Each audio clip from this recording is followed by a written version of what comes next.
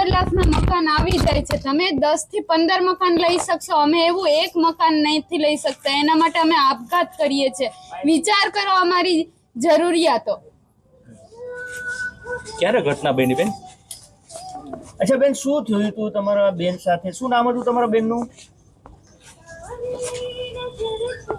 શું ઘટના શું બની છે બેન? જરાય ગભરાવાની જરૂર નથી, હું આરે છું ભાઈ। પછી કોઈ સાથે નથી હોતું। બેન બોલ, હું અત્યારે આવ્યો છું ને પછી પણ પછી તમારો ફોન નહીં લાગે કે તમે ફોન નહીં ઉપાડો મારો। અરે બેન ગમે દિગ્વિજય પાસે પાવર છે, ઈ મને નહીં મૂકે ત્યારે હું કોની પાસે જઈશ?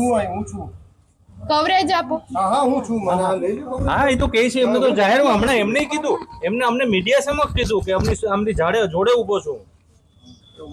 મારી બેને કાલે રાતના ફાંસી ખાધું, કેમ કે અમારી પાસે એટલી મૂડી નહોતી કે અમે રોકાણ કરી શકીએ, ક્યાંય મકાન લઈ શકીએ અથવા ભાડે લઈ શકીએ, એટલે એ ફાંસો ખાધો છે।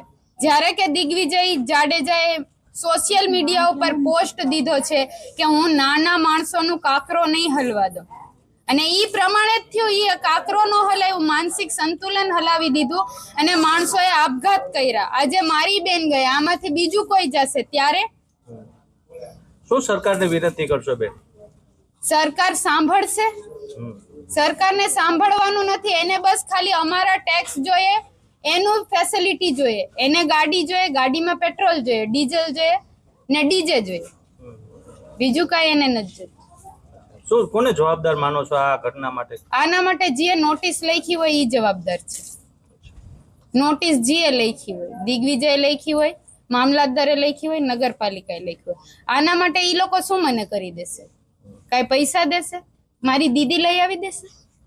ન લઈ આવી દઈ શકે। ભગવાન માનો છો પોતાને? ત્યાં કઈ રીતે બેઠા છો? કલેક્ટર કઈ રીતે થયા છો? અમારા પૈસાના, અમારા ટેક્સના પૈસાથી તમને પેમેન્ટ આવે છે, જે લાખ રૂપિયા 2 લાખ રૂપિયા તમારા આવે છે એ અમારા ટેક્સના લીધે આવે છે, અને અમને જ તમે કાઢવા માંગો છો। બેન કેટલાક લોકો છે આવા તમારી જેવા જે નોટિસ આપી છે મકાન દૂર કરવા માટેની, આવા કેટલાક પરિવાર તો હજી 80 મકાનના આપ્યા છે, બાકી મને વધારે ખબર નથી। બાકી આખા મફતિયાપારાના લઈએ તો 1001 મકાન છે। 1001 મકાનમાં જો એક મકાન દીઠ આપણે 5 થી 7 જણા ગણીએ તો 7 થી 8000 માણસો થશે। હવે આ 8000 માણસોને લઈને જાશું ક્યાં? અમે અમારી રીતે જેમ આમ ચકલી માળો કરે એમ માળો કરીને રહીએ છીએ, ભલે નાનકડો ઘર છે એમાં અમે 10 જણા 5 જણા 7 જણા કોઈ પણ રીતે રહીએ છીએ, એવી રીતે રાખી શકશે અમને? અમે અમારી રીતે બધી ફેસિલિટી કર્યું છે, ડંકી આ તે, શું સરકાર એવું આપી શકશે અમને? એવો માળો બનાવી આપશે? નહીં આપે। કોણ કોણ રહેતું હતું બેન આ બેન જોડે અહીંયા? હું રહેતી હતી, મારા બે નાના નાના છોકરાઓ રહેતા હતા।